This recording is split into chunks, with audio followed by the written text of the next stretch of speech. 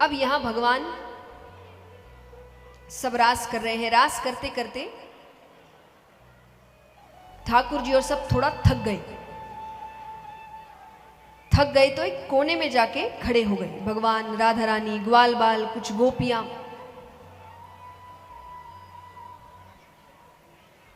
अब राधा जी ने आज एक बहुत सुंदर मोतियों का हार पहना था। कौन सा? अच्छा, बृषभानु जी कौन है?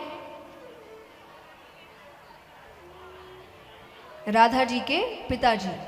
ये बहुत धनवान थे, नंद बाबा से भी ज्यादा धनवान। तो राधा जी नित नए नए हार पहन के आती थी, कभी सोने का, कभी हीरो का, कभी मोतियों का। तो आज उन्होंने मोतियों का हार पहना था। भगवान को दिखने में सुंदर लग रहा है, तो उसको ठीक से देखने, आइए जहां खड़े वहीं बैठ जाइए।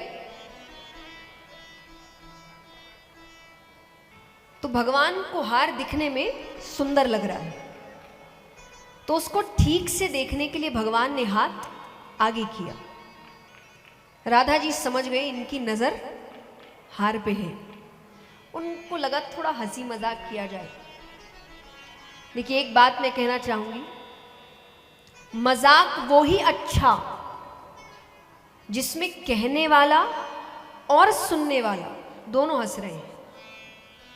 अगर एक हंस रहा है और एक को तकलीफ हो रही है, इसको मजाक नहीं कहते। ऐसे मजाक को वहीं बंद कर देना चाहिए। और जब आपसे कोई कहे ना कि भाई तुमको मजाक लेना नहीं आता, उसको बोलना तुमको बोलना नहीं आता। मजाक का मतलब है दोनों हंस रहे हैं। किसी को तकलीफ पहुंचाने को मजाक नहीं बोलते। तो राधा जी को लगा थोड़ा हंसी मजाक किया जाए। तो जैसे ही भगवान ने हाथ आगे किया, राधा जी पीछे हट गई।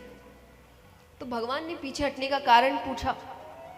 राधा जी ने कहा, ये कोई सस्ता हार नहीं है, टूट गया ना, तुम में से कोई इसका मोल नहीं चुका सकता।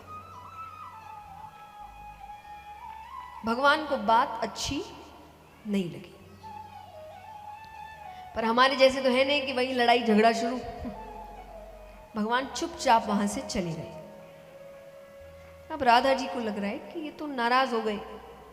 पहले फोन तो थे नहीं, घर पहुंचने से पहले लिख दो सॉरी। सॉरी ने तो इतने काम खराब किए हैं। अंग्रेज चले गए, सॉरी छोड़ गए। गलती करो सॉरी, गलती करो सॉरी। और सॉरी बोलने वाले को लगता है कि उसके सॉरी बोलने के बाद आपको ठीक भी हो जाना चाहिए तुरंत, कि बोल तो रहे हैं, बड़ा एहसान कर रहे हैं।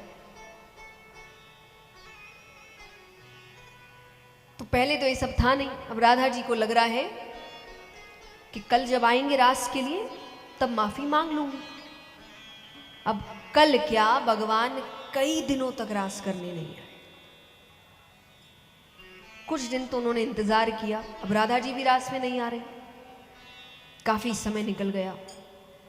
नारद जी बृषभानु जी के घर गए, तो ऐसे ही हालचाल पूछ रहे हैं। बातचीत में उन्होंने विवाह का प्रसंग छेड़ दिया कि विवाह के बारे में क्या सोचा है। बृषभानु जी ने कहा, अच्छा लड़का भी तो होना चाहिए। अरे नारद जी कहे, बगल में छोरा गांव में ढिंडोरा। आपके मित्र नंदराय, उनका छोरा कृष्ण, हाँ थोड़ी चोरी करता है, वो तो शादी के बाद सुधर जाएगा। देखिए, भगवान की बात अलग है, पर मुझे हमारे समाज की एक बात अच्छी नहीं लगती कि जब लड़की बहुत समझदार हो जाती है, कि समझदार हो गई है, उम्र सही है, चीज़ों का ज्ञान हो गया है, तब परिवार कहता है कि इसकी शादी कर दो। और जब लड़का बहुत बिगड़ जाता है कि परिवार से ही नहीं संभल रहा, तो कहते इसकी शादी कर दो, जिम्मेदारी आएगी, सुधर जाएगा। तो वो जो घर बार छोड़कर आ रही है, किसी को सुधारने आ रही है, यही काम है उसका। और चलिए मान लीजिए कि चलो अच्छा सोच के वो आई कि सुधर जाए, पर 1% ये मान ले नहीं सुधरा तो उसकी तो पूरी जिंदगी खराब।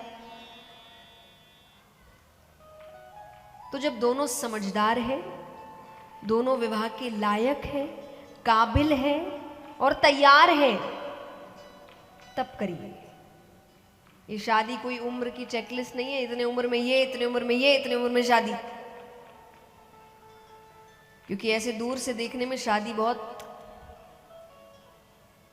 3-4 दिन के फंक्शन, अच्छे अच्छे कपड़े, ये पिक्चरों में यहीं तक दिखाते हैं ना, उसके बाद तो असली जिंदगी शुरू होती है। साधारण शब्दों में शादी किसी एक व्यक्ति के साथ आगे के 50 से 60 साल एक कमरे में रहना है।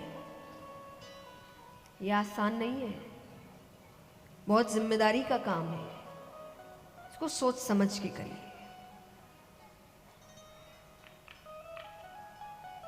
तो यहां पर उन्होंने कहा कि आपका देखा परखा घर है, आज अनजान घर में दो तो 2 बार व्यक्ति सोचता है, ये तो मित्र का घर है, अगर कुछ दिक्कत हुई भी तो आप तो बोल सकते हैं कि अरे नंदराय ये सब क्या कर रहे हो, राधा को अच्छा नहीं लग रहा। उन्होंने कहा अच्छी बात है। तो एक पत्र तैयार किया जिसमें लिखा हम ऐसा ऐसा चाहते हैं।